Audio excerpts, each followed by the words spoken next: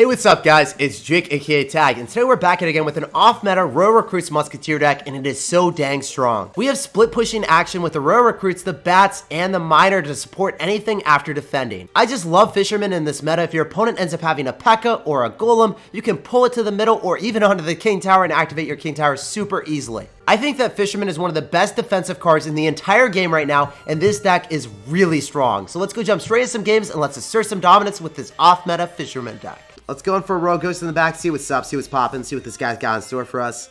And he's going to drop Golem.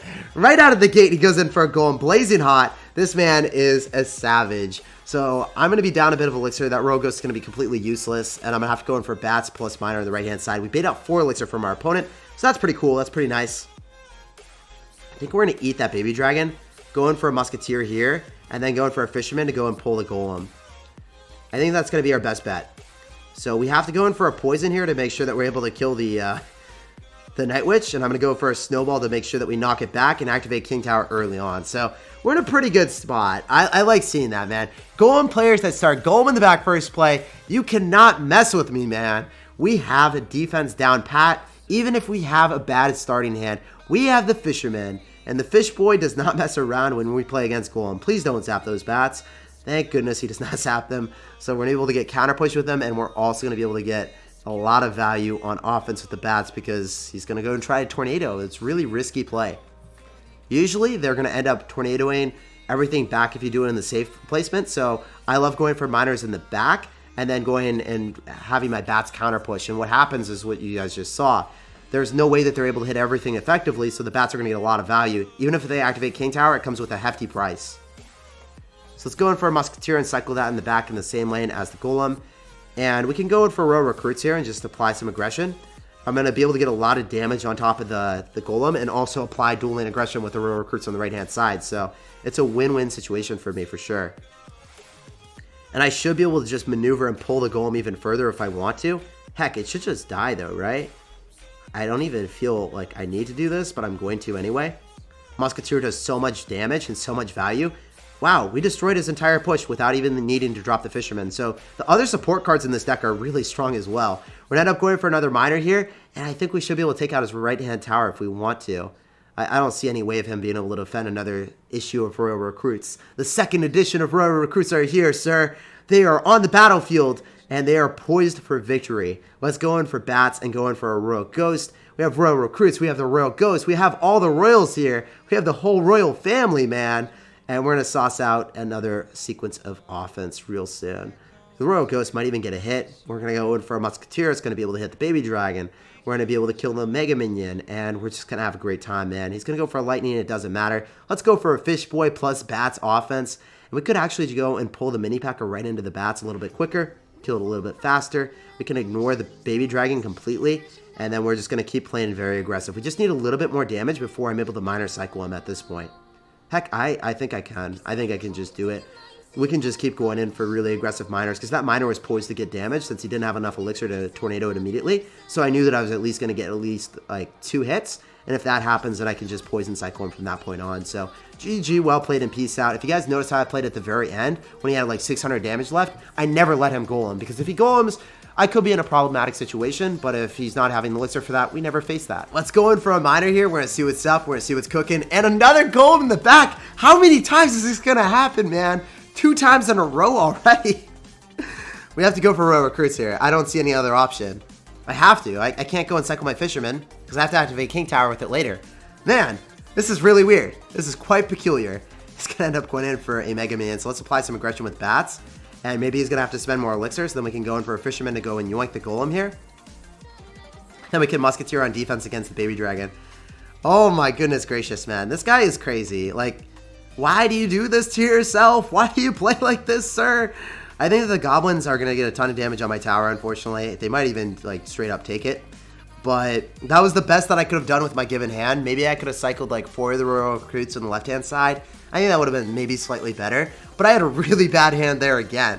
People just go them in the back like nobody's business, man. They're all wild. They're at... Oh my gosh, Prince at the River. Calm down, dude. Stop the madness. I need some Elixir before you do that. Oh my gosh, man. Mustachio has absolutely no chill. He's eating all 12 slices of his pizza. He's like, yo, I'm going to eat 12 slices of pizza and just play this game super leisurely, drop whatever I feel like, wherever I feel like, whenever I feel like. And he just has no chill whatsoever. So I'm hoping that we can win this game to assert dominance on him, but it's looking a little bit weird. I'm going to go in for another miner here. Now we actually have a good hand. We have Musketeer, so we can go cycle that same lane as his Golem. And thank goodness that he's not going to end up having the Goblin Gang and cycle it. Oh my gosh, dude, why do you do this to me? I'm just trying to have a fun time, trying to chill, relax, play some Clash Royale, and you're all about the Golem at the river plus Prince at the river combos. It was actually really frustrating when I had a horrible hand when he did that, but I think we're going to come back and win this one for sure.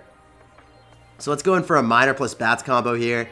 And I'm convinced that every Golem player just does this now. Like, this is just the new trend. Things trend with clothing and electronics. There's always, like, new updates and new fashions. With Golem, the new fashion, the new style, go drop your Golem at the river. 100% guarantee satisfaction every single time, guys. It's the new thing. All the pro players are doing it. All the cool kids do it, apparently. Let's just go in for a Royal Ghost here. Maybe we can even 3-crown and assert dominance to the highest degree here. And let's go for a fisherman as well. Man, this guy was wild. I can't believe it. Absolutely nutty to see 2 golems in the back, starting play, no care in the world, and we assert dominance both times. So 100% success rate for us, and 100% dominance asserted with the 3-crown there. He didn't even take a tower. Still ball here, we're going to see what's up, we're going to see what's happening, and we're going to drop a good luck here. So Tenno, what do you have, man? What are you going to be popping off with? So you have an Executioner. Executioner is back after the buff, as you guys were talking about. This deck that he's going to be playing is going to be pretty good. So maybe he's going to end up having a balloon. I kind of want to end up saving. Oh, wow. All right. I was like, maybe he's got a balloon. We're going to go and yoink his Royal Giant further away so it doesn't get as much damage as it otherwise would have. Both towers are going to be targeting it. That's the fisherman placement that you guys want to do against Royal Giant. Super important to have that down pat so then you never make misplays against RG, because if RG gets a hit on your tower, it's a lot of damage. Usually you can get away with like a Hog Rider hit or another win condition, but you can't get away with an RG hit. He's going to go for a zap, so he's going to play really aggressive here as well. Man, this guy is feisty. He's a ferocious sir. Let's go in for Royal Recruits in the back and just cycle right now, because he cycled a zap, and I don't think he has Barbed Barrel or a log with the deck as well. So his Wizard should be out of cycle, and he doesn't have log or Barbed Barrel, so I think it's the prime time for us to go in for Royal Recruits right now. Should be able to get some damage on either side, depending on what he does. He's going to have Executioner still, and he's going to have Valkyrie. Okay. I thought that he wouldn't have a surplus of, like, splash damage units, but I was just, unfortunately, incorrect.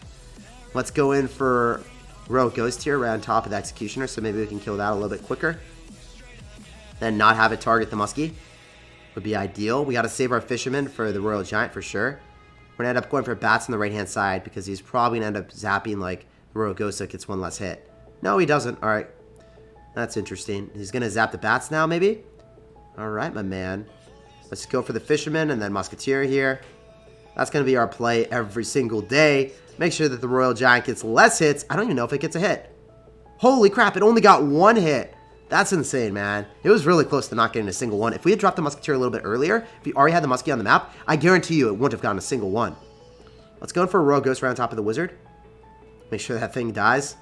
And we can end up going in for Royal Recruits again in the back. This game is going super, super well for us. We have to go for Fisherman. It should be able to kill both of these, though. It's going to go stun the Royal Giant, so that's brilliant for me. So if you guys didn't know, there's a little bit of a stun mechanism with the Fisherman's Hook. And it's really nice to have that work off on a tank deck like Royal Giant, so the Royal Giant gets less hits.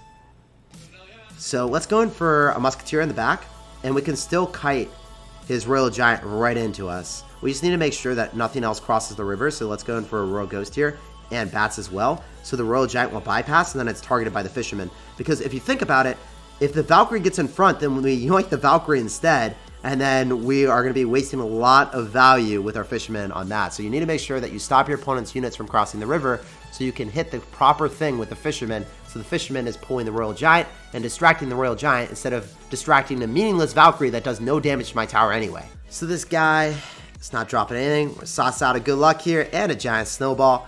We end up seeing a Mega Minion right out of the gate. So this is making me think it could be a Golem deck, a Royal Giant deck, or some type of, like, tank deck, and he's going to end up having a Goblin Giant. So we're going to go and yoink that with a Fisherman to the opposite lane right now. Let's make sure that he gets a little bit less damage on us. And we'll see what else he's going to do. I mean, we see Fisherman probably with this because he's going to end up having Sparky, right? I would fully expect him to end up having a Sparky deck. He's either going to end up having Sparky Lightning or Sparky Fireball. But he's going to end up having Sparky for sure after we see Goblin Giant. There's no way that you got a Goblin Giant without Sparky. Yeah, there's the Fisherman as we expected. We're going to end up going for a Miner here. So maybe the Royal Ghost can end up getting a couple hits on the tower now because the Fisherman's going to be preoccupied. It's going to end up going for an Electro as well. So this is a little bit unfortunate because I don't want to end up going for a Musketeer because it gets yoinked by the Fisherman. So I'm going to end up going for my Royal Recruits. And I could... Yeah, you know what? We're just going to go and yoink his Goblin Giant further away. Instead of trying to activate King Tower right now. I think it's definitely the best play. Then we can go yoink his Fisherman right into us. And I think I have to go in for a Dark Prince counter of a Royal Ghost to stop that. It's just going to be too menacing. It'll get splash damage all over me, and I can't have that happen. So what are we going to do, man? I think we probably go in for a Snowball here and save our Bats in case he goes in for like a Sparky. So then we can apply aggression with the Miner plus Bats. Let's go in for Miner Bats here. Depending on what he wants to do, this will be a really good play. He's going to go for a Fisherman, and he's going to go Snowball. Alright, so we're going to get a couple of hits. He's going to go for Fisherman to deny the Miner. Well, Miner only got one hit. Not too bad. Not too shabby for us. Still getting something and baiting out of the Fisherman, so he's not able to drop a Sparky. Always feels good, man. Let's go in for a Musketeer, and unfortunately, he's going to end up going for the Sparky now. So our Musketeer should end up dying, which is not very good for me. Doesn't make me a happy camper. I have to play really aggressive right now. We're going to have a Royal Ghost. We're going to have Miner. We're going to have Bats. We can probably bait out a Snowball here. The good thing is the Musketeer is actually getting pushed back a little bit by the Goblin Giant, so that felt really good. And then we can end up going in for Royal Recruits on top of the Sparky, on top of the Fisherman, on top of the Electro Wizard. Everything our heart desires, the Royal Recruits got them covered. So let's just keep spamming a little bit. Make sure that we're able to kill the Sparky with Bats here. Because I think that pulls the Sparky. Should pull the Sparky. Alright, how do we defend this? I think we have to go Miner on defense, and then it doesn't... Oh, it does die. Alright. Feels bad, man. Oof. Oh, no. This is really bad. This is tough times, boys. We have to go for a Snowball. We were able to yoink everything away. Fortunately for us, he doesn't end up getting too much damage, but the Fisherman should be able to pull our Musketeer. Let's go in for a Miner since the Musketeer's push got expedited. So maybe we can go for like Miner plus Musketeer push there. That seemed kind of funny. It's going to go for another Musketeer and go in for Royal Recruits. Do some dual lane aggression. We got a lot of damage on the right-hand side that I didn't even realize, to be honest. So I think we need to keep up the aggression with like a Fisherman and then maybe even a Miner push here. And Bats if he goes in for a Snowball. Because we should be able to yoink his Fisherman. I should be able to Snowball his Dark Prince and his Mega Man so the Mega Man doesn't get any damage. And the Miner is just going hard in the paint on the tower. Guys, I think all we need to do is go in for the Poison and collect a fat W because it does 216. Poison does, and his tower was below that threshold. GG, well played, and peace out, Girl Scout. And as you guys can see, this deck absolutely obliterates Sparky because Royal Recruits are really good against it. Even if you don't have Zap, you're fine. Usually when you have Snowball or you don't have Zap or you don't have Electro Wizard, you're going to have some serious issues against Sparky decks, but this is not the case. So we're going to go kick off the game with a Giant Snowball. We'll see what's up. We'll see what's popping. This guy is not going to be dropping anything for a bit. Actually, he's going to go in for an Ice Wizard, but he leaked 1 Elixir, so that's pretty good for me. We're up a little bit already. A little bit of damage. Going to see what's up, see what's popping. I'm going to go for a Fisherman so we can go and pull that a little bit. Maybe the Musketeer is going to be able to finish off that. And he's going to have Zap, unfortunately. So it looks like he's able to get a lot of damage on our tower. But you know what? The counter push of the Royal Recruits are going to reign in the pain. Because we end up having a Musketeer on the right. We end up having Royal Recruits on the right. And you only end up having Ice Spirit and Valkyrie. You are not going to be able to defend this, my man. You did a lot of damage to my tower. But you are going to pay back what you get. So let's go, man. Look at all that damage. The Royal Recruit on the right is just having a field day on the tower. And we did terrible, terrible damage on both sides. I think we probably want to end up going in for like Royal Ghost right now. Because it's going to go undercover until it reaches the tower, so the King Tower is not going to be able to hit for a bit. And unfortunately for us, Fisherman does not do so hot against Balloon. But we do end up having Musketeer and Snowball to save every single time now. So I think we're in an okay spot. We know he's going to end up having Snowball, so I kind of want to play aggressive. He's going to have Zap, actually, not Snowball. I want to play a little bit aggressive so then he's not able to field an offense. So then he has to drop his Zap on defense and doesn't have the ability to go in for a balloon. He dropped like 10 Elixir there, so there's no way that he can end up going in for a balloon right now. He's going to have to chill a little bit. Musketeer is going to die, unfortunately, but we're going to end up going for Royal Recruits and doing some dual lane aggression again. Whenever you're up Elixir, it feels so good to drop those Royal Recruits in the back and just watch your opponent cower in fear as they cycle passively in the back, just waiting for it to approach. So let's go in for a Royal Ghost here, and then go in for a Musketeer, play a little bit more aggressive with a Fisherman so we can go and yoink him. We're going to go and pull everything a little bit closer. We're going to go for a Miner as well.